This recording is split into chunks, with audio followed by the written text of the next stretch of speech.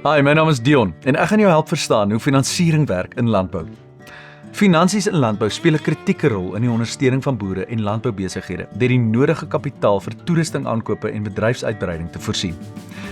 Finansiering in landbou is geskoei op die basiese beginsels van die breë spektrum van finansiering met 'n paar belangrike verskille.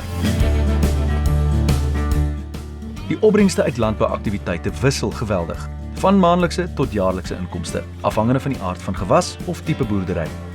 Hierdie faktore word oorweeg wanneer die finansiële inligting van 'n kliënt en die struktuur van voorgestelde terugbetalings geëvalueer word om te verseker dat dit by die unieke kontantsiklus van die kliënt pas.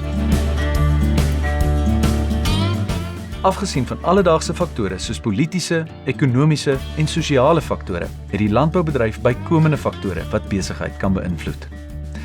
Weerpatrone speel 'n belangrike rol, juis omdat dit onvoorspelbaar is. By John Deere Financial verstaan ons hierdie onsekerhede en daarom is ons daarop gefokus om ons kliënte in droë en nat seisoene te ondersteun. Dit is voordelig om 'n portefeulje van bates op te bou. Wanneer daar oorweeg word om landboutoerusting te befonds, is daar 'n bykomende voordeel. Jy kry nie net 'n bate nie, maar wel 'n produktiewe bate. Hierdie bates stel jou in staat om addisionele inkomste te genereer deur dit in jou produksiesiklus te gebruik. Die addisionele inkomste stel jou in staat om selfs meer inkomste tot die totale bedryf by te voeg. Wil jy meer weet? Kontak John Deere Financial vir persoonlike finansiële oplossings sodat jy 'n voorsprong kan kry.